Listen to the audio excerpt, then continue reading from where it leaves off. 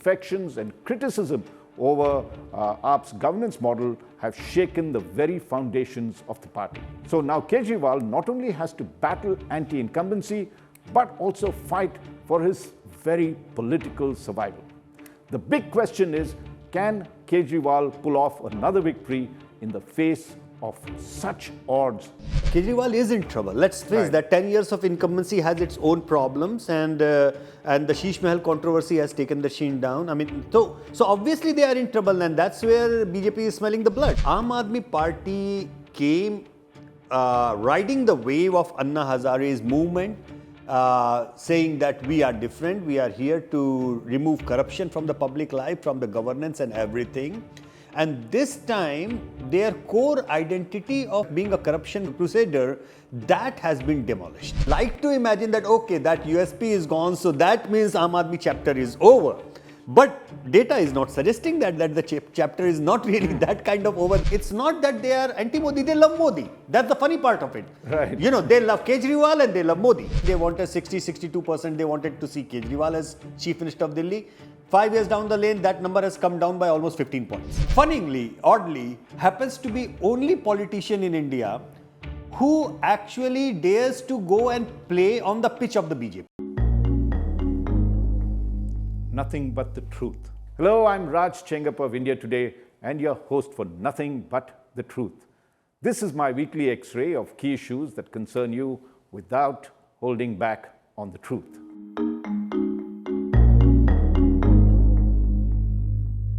There is a do-or-die battle being waged in Delhi, the nation's capital, with assembly elections being held on February 5th.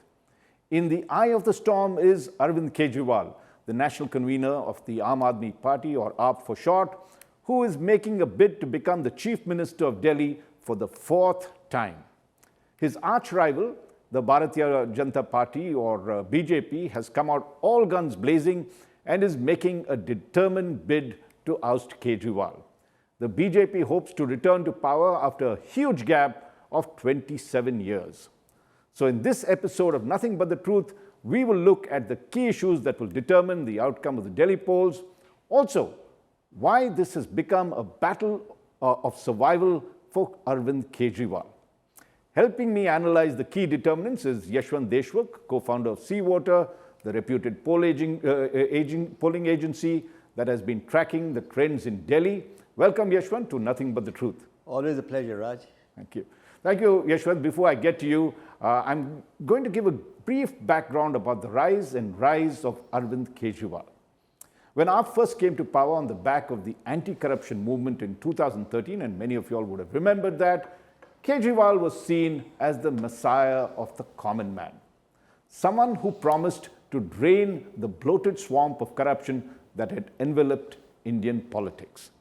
After a short 49-day stint as Chief Minister in alliance with the Congress Party, Kejriwal resigned, citing resistance against the radical anti-corruption legislation he had proposed. Then, for the 2015 Delhi Assembly polls, Kejriwal projected himself as the savior of the poor. He did that by promising to reduce the electricity per unit charges by almost half and providing 20,000 liters of water free of cost, which really benefited a lot of the poor. This was in addition to improving health and education facilities. AAP swept that particular election, winning 67 out of Delhi's 70 assembly seats with a phenomenal vote share of 54%. In doing so, it decimated both the BJP and the Congress in the process. And with his engineering background, Kejriwal shunned ideology and instead was seen as a pragmatic leader who was keen on staying focused on the issues of governance. So he actually won a cross-section of support among voters, and Kejriwal's commitment to cleanse politics and bring more accountability to governance appealed to the elite and the upper middle class, while his pro-poor agenda, including a quasi-universal basic income via freebies that we saw so much, attracted the lower middle class and the poorer sections of Delhi. Then in the 2020 assembly polls, AAP did an encore. The party won with a marginally reduced tally of 62 seats, but retained its vote share at 54%. This was despite the BJP winning all 7 parliamentary seats in Delhi in the 2019 Lok Sabha elections, like it had done in 2014. Now, Delhi's electoral history is a story of stark shifts. Voters overwhelmingly favor AAP in the assembly elections, while decisively backing the BJP in the Lok Sabha polls. Around 30% of Delhi's voters alternate their support depending on which type of election it is. This includes a 15% swing for voters for the BJP in the Lok Sabha election and as much as 30% for AAP in the state polls. Now, Kejriwal's bid to extend his unique model of governance beyond the national capital did not work in Goa and created some ripples in Gujarat as well. But AAP reached its zenith in Punjab when it stormed to power by winning a landslide 92 of Punjab's 117 assembly seats in March 2022. Since then, the AAP party and Kejriwal's aura seem to be diminishing, especially in Delhi. This was after the BJP went hammer and tongs to puncture Kejriwal and AAP's growing national acceptability. The party worked to severely dent his old image as an anti-corruption crusader. The hardest blow came when the Enforcement Directorate arrested Kejriwal in March 2024 for his alleged involvement in a multi-crore money laundering liquor policy scam. Now, when the court sent Kejriwal to judicial custody, he became the first ever chief minister to face that fate. After spending more than 5 months in jail, the Supreme Court granted Kejriwal bail in September 2024. He then resigned as chief minister and made Atishi Marlina, the Oxford-educated activist, to take his place. Kejriwal then said, "I got justice from the legal court, now I will get justice from the people's court." The BJP also accused Kejriwal of converting the chief minister's residence into a sheesh mahal or a gilded glass palace by spending over rupees 30 crores to refurbish it. On the campaign trail, Prime Minister Narendra Modi refers to AAP or the AAP party as an Apada or disaster in Hindi. Meanwhile, internal rifts, high-profile defections and criticism over AAP's governance model have shaken the very foundations of the party. So now Kejriwal not only has to battle anti-incumbency, but also fight for his very political survival. The big question is, can Kejriwal pull off another victory in the face of such odds? Let's get Yashwant Deshmukh of Sea Voter and answer this particular question. So Yashwant, let's begin by asking you, firstly, how different is the 2025 Delhi polls when compared to 2020 and even 2015, which, if you recall, the AAP won with both of these with a super majority. How different is 2025? It's very different. It's very, very different for a simple reason, Raj, that we have seen 5 elections in the last 10 years, and Delhi has been a classic example of what we call the split vote factor, that, people swing from one way to the other, keeping in mind which kind of election it is, 7-0, then 67-3, then again 7-0, again 60 plus kind of thing, and again 7-0, 3 times 7-0 and 3 times 60, 2 times 60 plus seats. And that is something which is remarkable in terms of looking at the split verdict, which also tells us that almost a third of Delhi, Raj, has been very clear about who they want at which level. Now, that has been so far working really well for Delhi in that way, in terms of electoral preciseness, electoral decisiveness. Why this particular election is being watched with that much of attention and to understand in that way is simply because Aam Aadmi Party came riding the wave of Anna Hazare's movement, saying that we are different, we are here to remove corruption from the public life, from the governance and everything. And this time, their core identity of being a corruption crusader, that has been demolished. Now, there are various things that has happened over, considering that it was their USP, Raj. One would like to imagine that, okay, that USP is gone, so that means Aam Aadmi chapter is over. But data is not suggesting that the chapter is not really that kind of over the way people should think that logically it should be over. Right. Because Aam Aadmi Party in last 10 years also created another USP of the freebies and, those kind of things, being able to deliver actually in governance, that kind of thing, not just in free electricity, free water, but also in terms of Mohalla Clinic and some other aspects of governance. And that USP still remains there. So much so, Raj, that BJP, which in the last few years actually campaigned against the Revdi culture, had not only to dump the Revdi culture campaign, but actually put it as a major lead. The Prime Minister had to say, we will not take away all these things, we will actually add and improve them better. Right. So that kind of a U-turn that BJP had to take, that confirms that Aam Aadmi Party actually has developed a new USP of that kind of a freebie governance, which now everybody is forced to copy. Now, you had mentioned this solid vote base that he had developed, and if you look at, I think the CSDS did that post-poll studies that show that AAP gets about 68% of the votes of the lower middle class and the poor classes in Delhi, and who constitute really 60% of Delhi's 34 million strong population. So it is a decisive voting bloc. Now, and as you mentioned, the whole freebie business that Kejriwal started patented in that sense. Do you think it is right for the BJP to be playing to his strengths? Because he has demonstrated that he's delivered on schools. The schools are far better. There has been Mohalla clinics that people have talked about where it has really helped the poor. Of course, there are other issues that have been found wanting. But these two, apart from free bus travel and other kinds of things, have benefited Kejriwal and therefore has given him two huge majorities. Now the BJP is playing on those very strengths.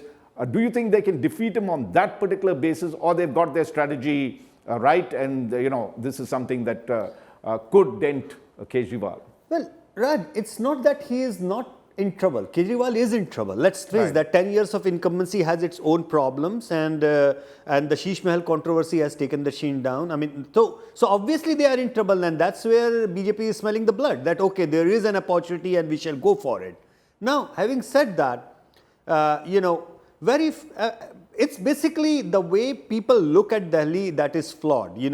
Somehow people do not realize that almost 1/3 of Delhi is like super poor in that way. I mean, when you talk about... Despite having one of the highest per capita incomes, you have a huge disparity exactly. that comes. So when you talk about urban slums in India, the only image that comes to you is Mumbai because of Dharavi and the, I mean, somehow that Bollywood kind of image of Dharavi being shown in movies and the mafia connection. So the slums of Mumbai have been romanticized a lot in movies. People don't know that Delhi also has an actually bigger area and bigger chunk of slums as far as the socio-economic profile is concerned. So Delhi actually beats Mumbai in terms of the low income group population as a pie of their electoral slice.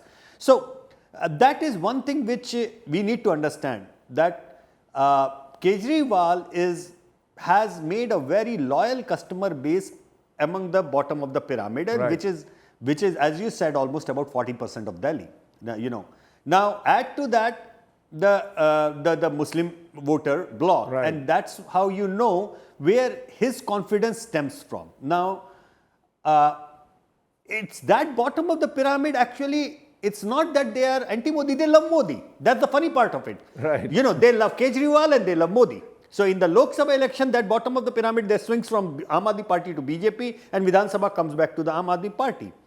And a big reason for that is the fear factor that they feel if BJP comes to power, they are going to take away these freebies.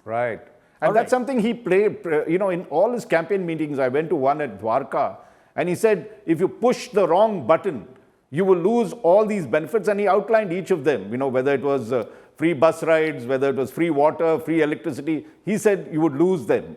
And so, that seemed to have had an impact on some of the voters.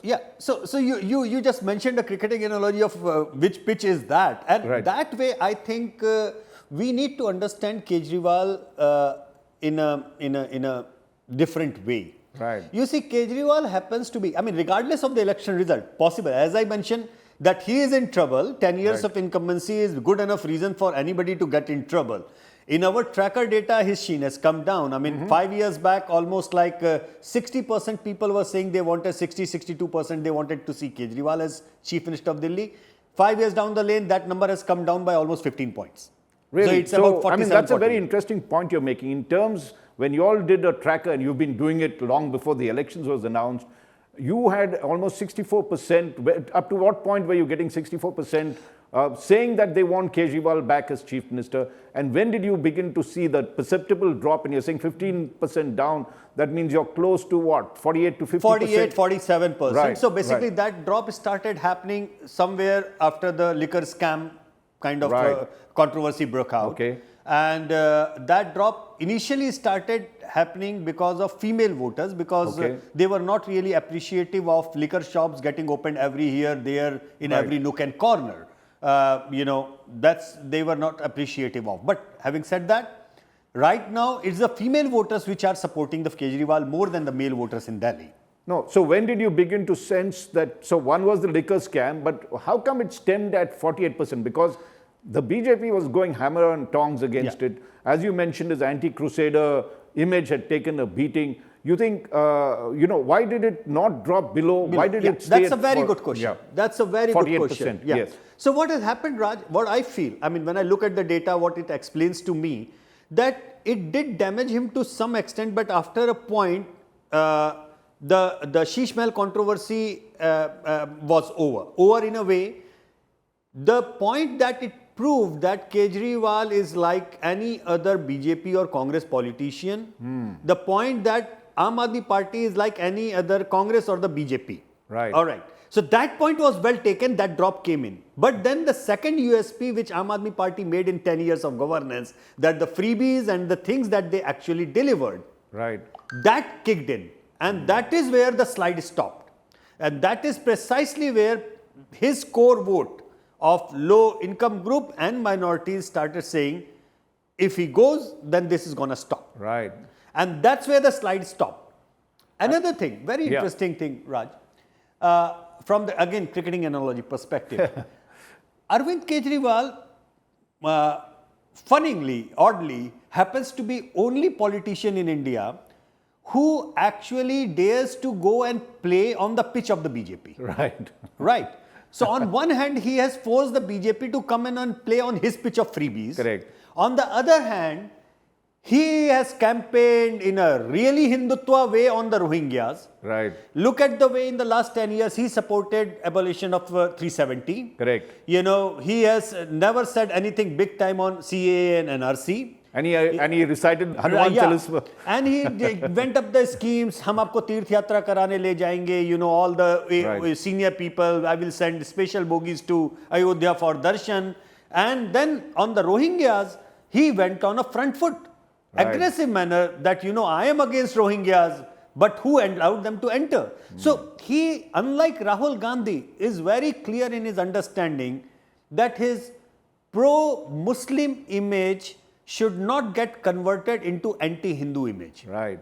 And that is a pitch where BJP loves to bat on aggressively, and he is the kind of a person who goes and plays on that pitch as well.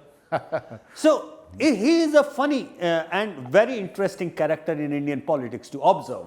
Right. I guess that if Rahul Gandhi could actually learn a thing or two from what Arvind Kejriwal does, you know, it will do wonders to him. But that's not happening. No, I want to stay with that point that you said about the minority votes. The fact that Kejriwal bats on the Hindutva pitch and yet is able to bowl on the Muslim card, you know, and come out. What is your trend showing? That definitely the Congress had, you know, in other parts of the country seem to have had the Muslim vote.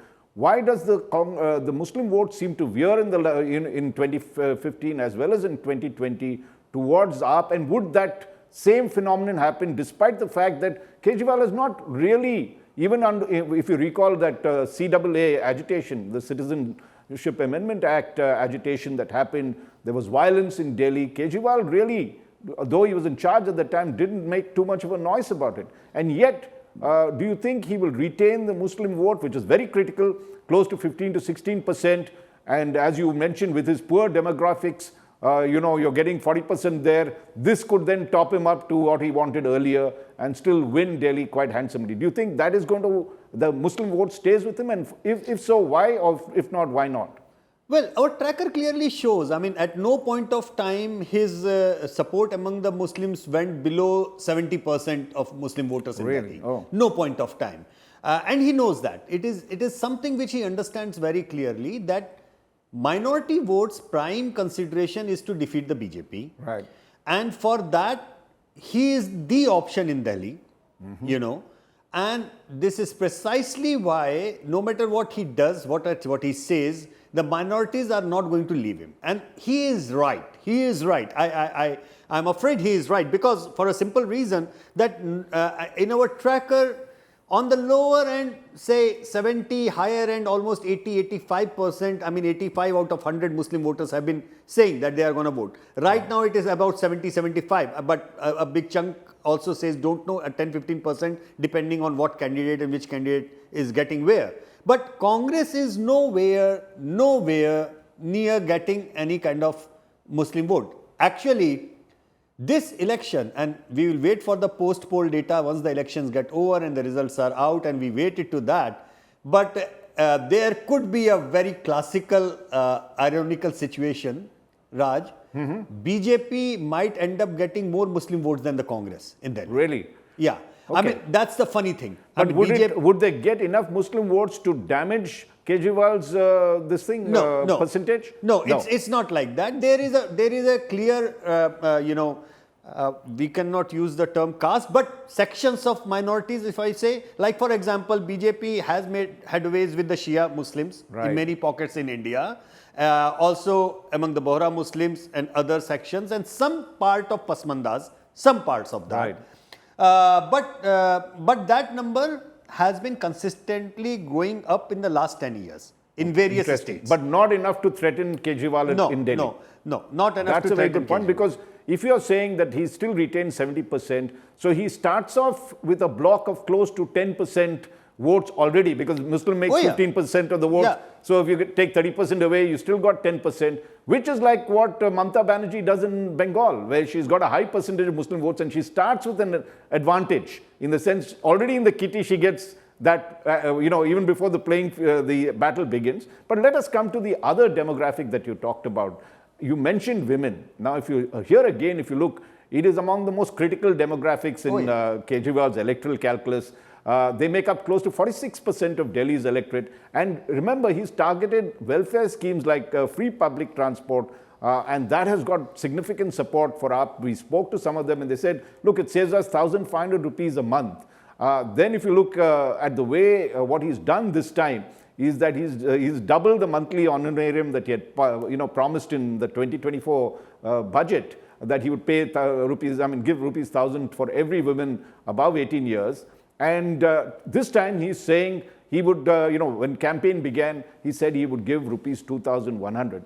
Now, if you see, BJP has also played competitive politics, so has Congress. Both of them have promised 2,500 for the women, and BJP has said 2,500, Congress has put this number. So why would the women go towards Kejriwal? What is the advantage he brings? Because BJP has also slapped in free gas cylinders in their manifesto. Congress is also promising other things for the women. What is it that keeps women with Kejriwal?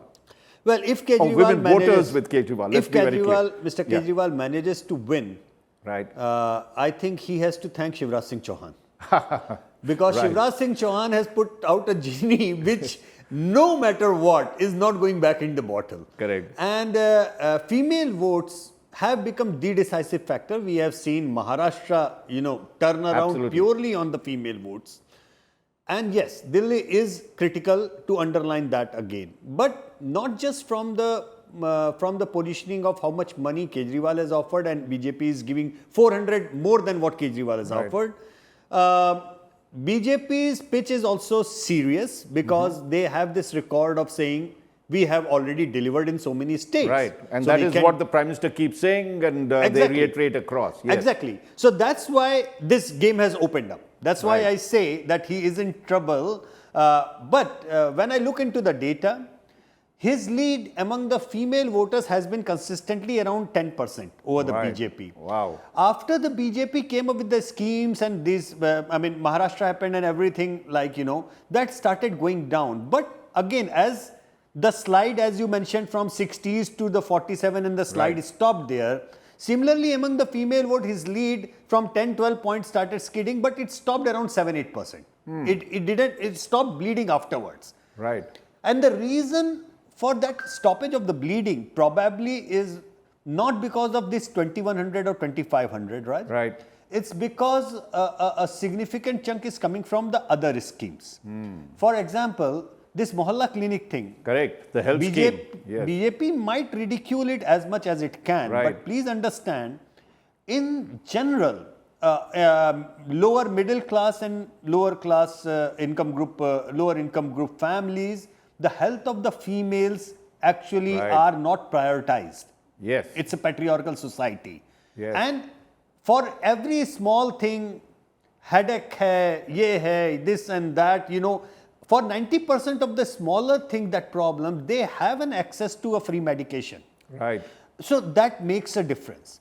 That makes a difference. So I guess that females, number of females who would, and actually we ran a tracker only among the females after that, because we wanted to understand what is the counter offer of the BJP. Yes. And we asked the questions to the Delhi females that now that BJP is offering 400 more, will you be switching? Right.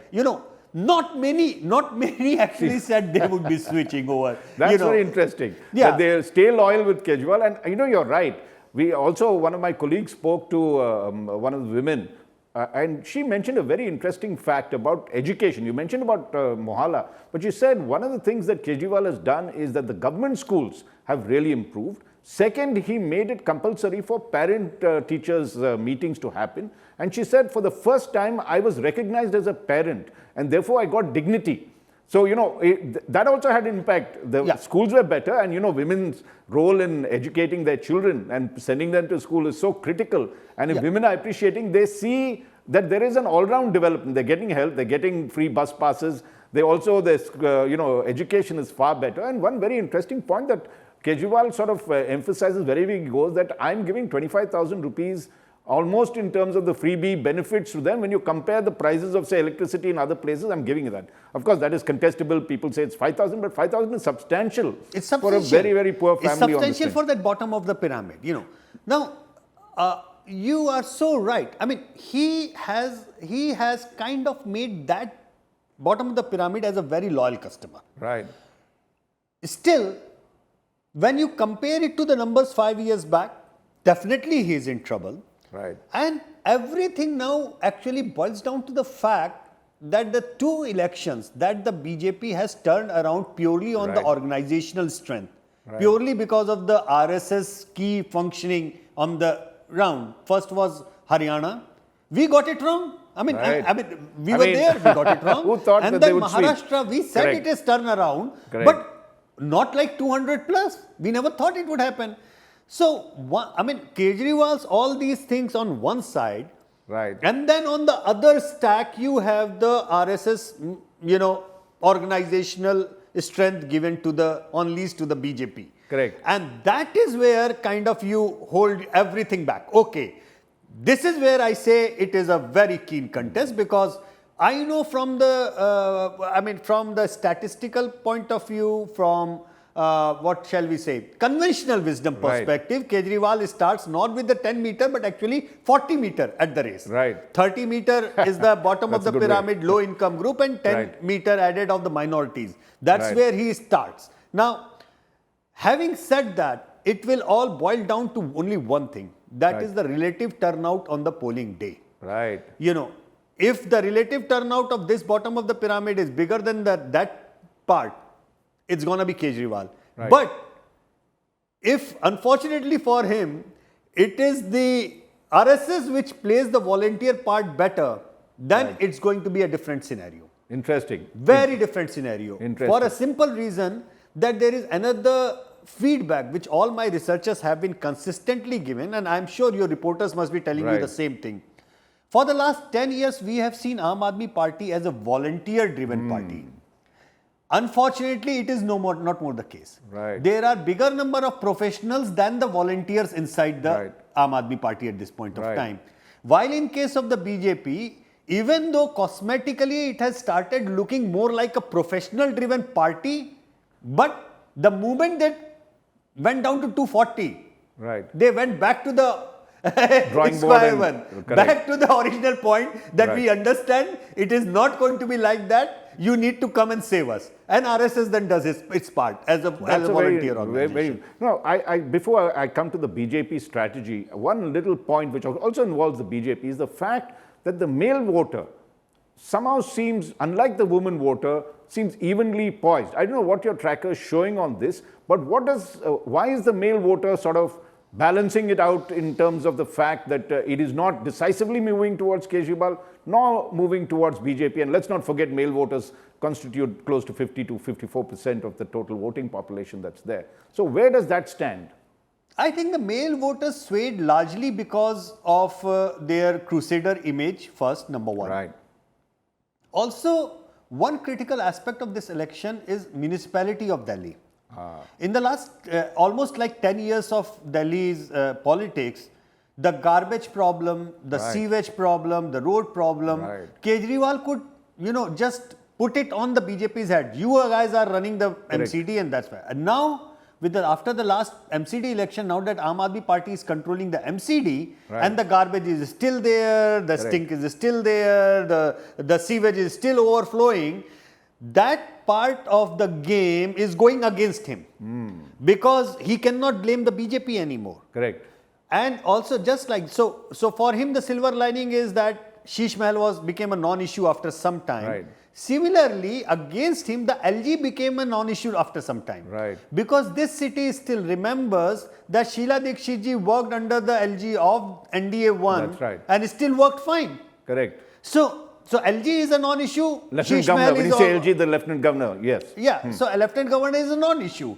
So now because he is in power, Aam Aadmi Party is in power in municipality as well, they cannot actually blame the BJP anymore. The only thing that he can blame the BJP is on the law and order because union government controls the policing of Delhi. Barring that, the problem with Arvind Kejriwal, the male problem with Arvind Kejriwal is that males do not trust him anymore. The males who are voting him are largely the males of the lower strata income group who fear that BJP will take away the freebies. But females are voting him for a different reason because females feel the thing that he has delivered in terms of electricity or water or mohalla clinic or education, as you just mentioned. These are the things which are important and defining. And then on the top of it, 2100, they feel he has delivered this much, he will deliver that as well. But so, what does your tracker show on the male vote? Where does the male vote show? Well, it's a statistical tie. Honestly, in the last 2 months particularly, both of these parties have been, frequenting between 40 to 45%. On a couple of occasions, even BJP has taken a lead on the male voters. It's not just that they have been at par. BJP has also taken lead on the male voters on a couple of occasions. So, male voters are not going their way the way they used to go 5 years back. It's not happening. The only thing which will happen or which will basically help him cross the line would be the female voters, but that depends on the turnout. One of the other things is, you mentioned that turnout, yes, and the ability of the RSS to bring more voters in as compared to AAP's cadre, which at one time was an activist party but seen more as now a professional political party. Of course, let us also give a leeway to AAP. Apparently, one of the things you see about AAP, even in Punjab, is that they do their work quietly in the sections that they do. They don't make a large song and dance about it. And apparently, a lot of their cadres have been activated to go and do. That's the reports I'm getting from my colleagues. But let us come back to the other point you made about the fact that while he's done very well on health and education, when it comes to areas like garbage cleaning, road maintenance, as well as Yamuna, the pollution, of course, air pollution, we could blame it across various states, so he gets away. But Yamuna is directly under his control. Now, this is what I wanted to ask you, is because the middle class particularly feels that while Kejriwal is focused on helping the poor and everything else, which they're not against in some senses, but when it comes to their own needs in terms of better roads, drains that you talked about, cleaner drains, curbing pollution, garbage, that is something that they are really bothered about. Where is the middle class vote and how significant is that, and could that in some senses begin to dent the Kejriwal advantage? I think Kejriwal's problem is the middle class of Delhi. Oh. That's the biggest problem of him right now, because along with the low income group, it was the middle class which was significantly in his favor, significantly. Right. And that has come to a statistical tie. I mean, so that lead is gone, evaporated, Now, oddly enough, we are also right in the middle of the budget session. Right. Okay.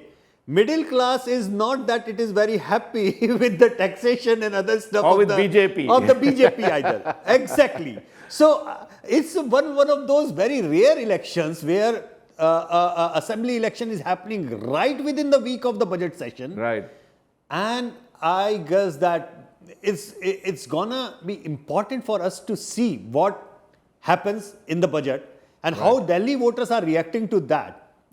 That could, you say, tilt the middle class in favor of either the BJP if it delivers something to the middle class, or stay with Kejriwal as it did Absolutely. in the past and say, look, there's no other alternative, but let's give him the chance again on this one. Yeah, the battle of middle class is wide open, wide open. That's over interesting. there. So that's a solid chunk that is there. And if you take a look at the middle class, if you take all sections of the middle class, of course, be about 55%. Yeah. But the middle and the upper middle would be at least 20 to 25% of the population. So it shows in the lead as well. Like, for example, in our tracker, Raj, I mean, let me give you a very interesting perspective. The demographics of the constituencies, when you see that, okay, in which constituencies the lower income group makes 50% plus, right, and where the middle and upper middle makes 50% plus, So it's very classical to see that in 30 seats, Aam Aadmi Party's lead is very, very significant in the tracker, where the lower income groups and plus minorities make a 50% plus vote bank. Right. But in 15 seats, where the upper middle class is a significant chunk, BJP has a very clear lead. So if you talk about the safety net, it's like 30 seats you can say are kind of more or less safe with AAP, 15 seats more or less safe with the BJP. It's the contest in the remaining 25. Right.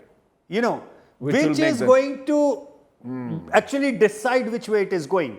Now, oddly enough, those 25, I mean, again, purely from the statistical jugglery, you can say it may go within the same ratio we are looking at, but not necessarily.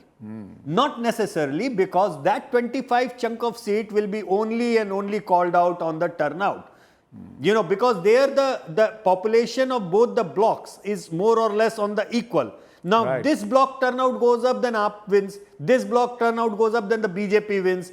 So that is where the balance is. But they have a headway in 30 odd seats simply because of the demographics of those constituencies. And so they have to actually hit just another 6-7 seats to get their majority, whereas BJP has to struggle hard to do that. But, to the credit of the BJP, as you had mentioned earlier, they got the RSS into the game. And if you recall, Union Home Minister Amit Shah released the third part of their manifesto, in which he committed close to 50,000 government jobs and 2 million self-employment opportunities, and really a blueprint for the capital to become a hub for entrepreneurial activity and industry. Now, that's a very important thing for the not just the middle class, but also for the lower middle class, because they want to see employment happen. Now, Kejriwal can't ensure that, though let us be fair to Arvind Kejriwal in terms of the handling of the budget. We studied that. He has kept, despite the high subsidies, he still has a revenue surplus, though halved as compared when he took over. The fiscal deficit is still well within this thing, and certainly there's been a growth in terms of the size of the economy, almost double from what it was there earlier. So we must give credit where it's due that he's been able to balance the budget, but in doing so, he has spent more on education and medicine, medical health, but has not done so much on transport. And only now, last year he sanctioned 10,000 crores, but it's too late. You can see the buses of Delhi quite bad. And apart from roads and other repairs and other things where the money didn't go, and capex actually suffered. When capital expenditure suffers, then you see, the ratio they say is 1:3. Every 100 rupees you put in capex, you get 300 rupees return in terms of growth. And now that is one of the areas there I think the BJP strikes with their, the campaign that they've talked about. How do you see that aspect? Unemployment, which is the number one issue that goes on, how much is that going to impact it? Or they will say, well, the BJP never delivered, so, let's just stay with Kejriwal. Actually, Raj, oddly enough, it could have been Congress who could have hammered it out, because even today in our tracker, people of Delhi, huge majority of them, they remember Sheila Dikshit ji as the best chief minister Delhi ever got. Right. All right. And the 15 years legacy of Sheila Dikshit ji on the infrastructure, making Delhi as a world-class city, that was unparalleled. Correct. And that has gone for a toss in the last 10 years. Right. Delhi's infrastructure is crumbling. Correct. Not only it has gone up, it has gone down. Correct. I mean, whatever Sheila ji, where she left in No, I know, I live in Delhi, so I know my own colony. Yeah. So they will say, no, don't compare that. Look at the Juggi Joptis, don't come to your thing. But the fact is, the roads that we drive on, the pavements you walk on, and the garbage that is there. Right. So people have a case to remember Sheila Dikshit ji. Right. But ironically and unfortunately for the Congress, they just could not build upon that. Yeah. They did run an anti-Kejriwal campaign for 4 years, an aggressive campaign, but they gave it away during the Lok Sabha election when they went for an alliance. Yes. And that is what it was gone. Because look at the case of New Delhi Assembly segment where Arvind Kejriwal is contesting against Sandeep Dikshit and Sahib Singh Verma's son, Pravesh Verma. Right. Now, my heart goes out for Sandeep. I mean, as a son of a very loving, doting mother, he has all the rights to feel bad about when Kejriwal attacked his mother and that. Okay. Now, if suppose, I'm just asking you, suppose if you are anti-Kejriwal voter, remembering Sheila Dikshit ji in that constituency, and I am Sandeep Dikshit and I'm asking and coming you, please take revenge of my mother's loss. Right. You will tell me, well, you know what, I want to, and this is why I will not vote for you, because voting for you is going to help Kejriwal. I would rather vote for Pravesh Verma because he is in a better position to defeat Arvind Kejriwal. Right. So that's the weird situation that we are in. Congress vote share in this election is going for a complete meltdown. Wow. I mean, when you say complete meltdown, let's not forget that after Sheila Dikshit lost in 2014, for 2015, they got only 9% of the votes, right? Yeah. And then that fell to, in 2020, fell to close to 4.5% or halved. Exactly. So when you say meltdown, how much more can it melt down? Well, I mean, there is no end to that meltdown in that way, because you have to consider the meltdown in two different parts. There are only about 5 seats at this point of time that we are talking and we are recording, where Congress is likely to vote more in double-digit percentage. Right. 65 seats, they are not just in single digit, but they are actually in a very low kind of numbers. All right. The game plan, if the Congress game plan was to first defeat Aam Aadmi Party, and even if that means BJP wins, but to reconstruct itself, demolition of AAP was important for them, then the Congress vote share should have been approximately 15% plus in order to damage Aam Aadmi Party. Now, that is not happening. Okay, that's a very interesting. Now, let us stay on that point. That's very, very important, because the Congress could have been a spoiler. And if you look at the Congress strategy, it's in the horns of a dilemma, right?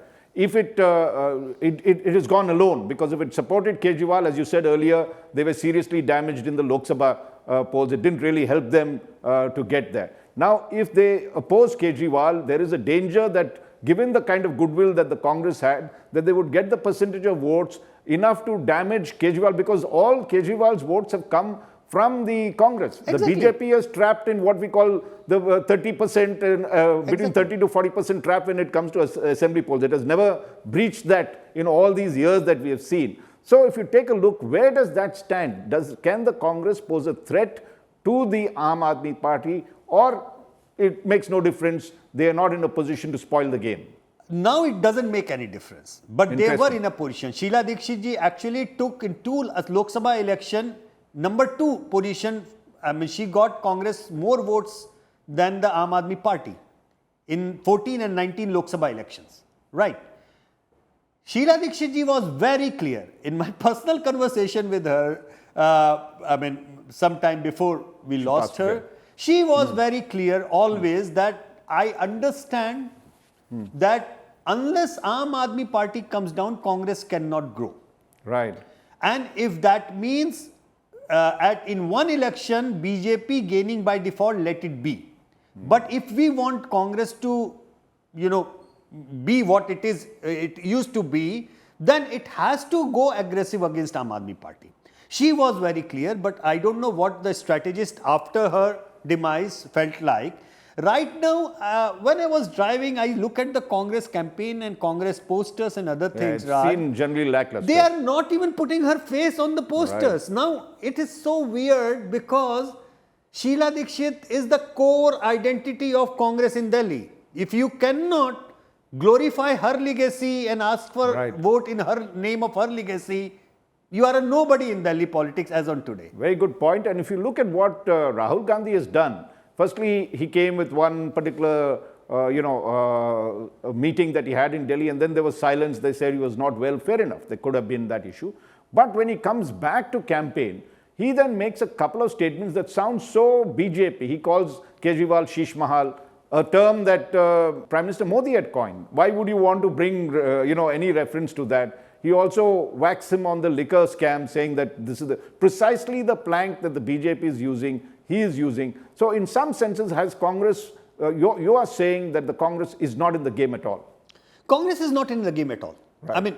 I mean, the entire game this way or that way, probably the game of getting few seats and Kejriwal goes down below majority and they would become the kingmaker, not likely to happen. Okay. The other game that everybody is suggesting, they poll 15% and bring Aam Aadmi Party down, let the BJP win, they are not even there. So they are neither here nor there. So it's become a completely bipolar competition between the BJP and the AAP. Despite the Congress having an advantage, it has not been able to cash in. Let's just quickly take a couple of issues. We are, I think, running a bit out of time. But let's look at the Yamuna pollution. How serious? What is the impact of that particular campaign? Kejriwal attacking, is it just a momentary event and doesn't really shake the elections? I don't think environment is an issue as such, if you take into the garbage pile and other things as a bigger bracketed environmental thing, then it's other thing. But yes, air pollution was an issue, but it's not an electoral issue. Okay. Because as you said that there was too much of blame game, parali jalaya, idhar kiya, udhar kiya, and so there is not one single person to point your finger at. This guy is to be blamed. Okay. Yes, Jamuna is an issue, but again, I doubt it is an electoral issue. Besides, Kejriwal said openly, I failed in that, I could not do it, I will do it next time. Corruption, you're saying, where does the corruption issue stand? Corruption issue stands, but it did damage them and it caused bleeding, but that bleeding is stopped that hemorrhage is stopped after a certain threshold. There is no more hemorrhage. So the Sheesh Mahal became a non-issue after a certain point. That's what has happened. On the other hand, actually the localization of election is so much. I'm sometimes surprised that why exactly the BJP after going aggressive on Sheesh Mahal, why have they left out the garbage and the local MCD thing so easy? Because that is what the sewer, the garbage, that is what is actually troubling the people. So, but BJP has not focused much on that. So finally, Yashwant, if you look at, your tracker, what is it showing in terms of the vote percentages? Who's ahead? Does Kejriwal have the edge at this moment? We're just 4-5 days from the election. What is your tracker showing? Well, tracker is showing that among the male voters of Delhi, it's a dead heat. dead Right. hit. Aam Aadmi Party has lost a significant advantage they used to have in that segment. Okay. They still have a significant lead among the female voters. Right. They have a very, very dedicated, loyal base as far as the lower income group is concerned, the slum dwellers and the minorities are concerned. Right. But the middle class is upset with them. Right. Now, because the middle class is also a voter which is looking at a very weird way at the BJP right now, and we'll know what the budgetary impact will be on that middle class. But largely speaking, in the upper middle class segments of Delhi, BJP is going to have a significant lead. In the low income group, the Aam Aadmi Party is going to have a significant lead. So it's a very balanced race right now with AAP in the advantage.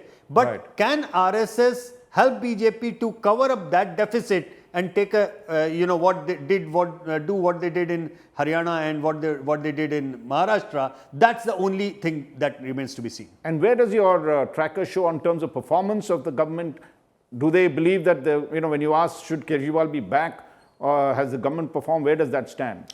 Well, it is no more. It's no more in the 60s. Right. But it is around 48, 49. So basically, it's not that bad a number in that way, because Kejriwal's own number plus those who want the government to continue is almost about 47, 48%, while 10% is about this way and that way, and about 40%. Approximately who want to change, 45% in that way when it goes, when you remove the don't know, can't says. Then there is a few, a small chunk of voter which will vote to the Congress as well. But again, these two sets are very, very, very defined, clearly defined. The low income plus minorities and those who do not want to change the government, the middle income plus others who want to change the government, but which group will go upper in the turnout on the polling day, that will decide this battle. So it's the ground mobilization which is going to decide the battle. At this moment, what would you, if you had to give a number, what would you give? Well, I guess that at this point of time, looking at the number, I feel that AAP would cross 40 at this point of time. And BJP? And BJP could cross 20. I mean, remaining 10 seats are very difficult in that way to say. But this is what it is today. We know how BJP has done, and we had to eat the humble pie in Haryana We and don't want you to eat. Maharashtra. I know. We'll make it clear. We make it always clear. We'll make it clear that you have just stuck your neck out. There is still 5 days to go. Anything could change. At the moment, AAP has the edge. It could still, form the government again. But Yashwant, Deshmukh, thank you so much for sharing your insights. And let me end by saying what Kejriwal told India Today TV in a recent interview. And one of the things he asked, it's a very interesting question he asked. I was present in that interview when TV colleague was interviewing, Preeti Chowdhury was doing that. And he said, when asked whether this was a battle for his survival, he did a very neat thing. He said, instead, it is not his own battle. He said voters are being asked to choose between two models of governance, where he says the AAP one the AAP model is where the state or national finances and resources get distributed equitably to the common man, especially the underprivileged. And he then goes and attacks the BJP model that favors Arabpatis, as they call it, or billionaires. Of course, the BJP has its, as I had mentioned earlier, very good approach in terms of the fact that it is not only tapping and trying to make a dent in Kejriwal's middle class, poor, and underprivileged class constituency, but is also appealing to the middle class and the larger Delhi development thing. So BJP is also positioned itself well. Tough battle that, as you said, Yashwant, that it's going to be difficult. Let's see the last mile, what will happen. Thank you very much again, Yashwant, for joining me on this. Always a pleasure, Raj. And for more details, you can read the in-depth cover story on the Delhi elections that India Today magazine has just done. If I may be permitted to flash it on the TV, that's it. You can read more details. My colleagues have come out with a really in-depth report that will give you every aspect of what is going to happen in Delhi. Thank you for being with me in this episode of Nothing But the Truth. I look forward to having you with me next week. Nothing But the Truth.